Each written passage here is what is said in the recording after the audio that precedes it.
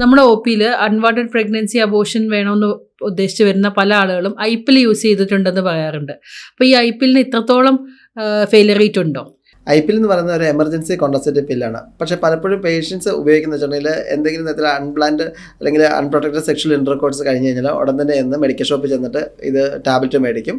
എന്നിട്ട് അത് ഉപയോഗിക്കാൻ പലപ്പോഴും പലർക്കും അറിയത്തില്ല എന്നുള്ളതാണ് സത്യം. അപ്പോൾ അവർ പലപ്പോഴും വെച്ചാൽ നമ്മൾ കമ്പനി പറയുന്നത് 24 to 72 മണിക്കൂറിനുള്ളിൽ അത് മരുന്ന് കഴിക്കണം എന്നാണ്.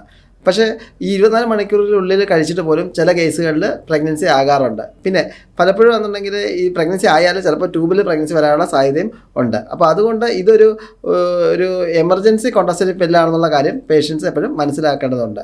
പിന്നീട് ഇതിൻ്റെ വേറൊരു പ്രോബ്ലം എന്ന് പറഞ്ഞാൽ ചിലപ്പോൾ ഇറഗുലർ സൈക്കിൾസ് വരാം. ഇത് ഉപയോഗിച്ചതിന് ശേഷം വീണ്ടും വരുന്ന സൈക്കിൾ ചിലപ്പോൾ ഇറഗുലർ ആകാം. അഥവാ പീരീഡ് മിസ് ചെയ്യുകയാണെന്നുണ്ടെങ്കിൽ ഉടൻ തന്നെ ടെസ്റ്റ് ചെയ്ത് നോക്കണം. നോക്കിയിട്ട് ഉടൻ തന്നെ സ്കാൻ ചെയ്ത് പ്രഗ്നൻസി യൂട്രസിനകത്താണോ അല്ലെങ്കിൽ യൂട്രസിന് പുറത്തുണ്ടോ എന്നുള്ളത് നോക്കുകയും വേണം. പിന്നെ നിങ്ങൾക്ക് റെഗുലറായിട്ട് ഏതെങ്കിലും തരത്തിൽ പേഷ്യൻസിന് ഒരു റെഗുലറായിട്ടൊരു കോൺട്രസെപ്ഷൻ വേണമെന്നുണ്ടെങ്കിൽ ഒരിക്കലും ഐപ്പിൽ എന്ന് പറയുന്നത് ഒരു പരിഹാരമല്ല. അത് ശരിക്കും ഉപയോഗിക്കണമെന്ന് വെച്ചിട്ടുണ്ടെങ്കിൽ നമുക്ക് അതിന് മെത്തേഡ്സ് പല കോപ്പറേറ്റീവ് ഉപയോഗിക്കാം. അല്ലെന്നുണ്ടെങ്കിൽ ഈ ഇഞ്ചെക്റ്റബിൾ കോൺട്രസെപ്റ്റീവ്സ് ഉണ്ട്, അല്ലെന്നുണ്ടെങ്കിൽ ഓറൽ കോൺട്രസെപ്റ്റീവ് പിൽസ് ഉണ്ട് 21 ഡേയ്സിൻ്റെ. ഇത് ഏതെങ്കിലും വേണമെങ്കിൽ നമുക്ക് ഉപയോഗിക്കാവുന്നതാണ്.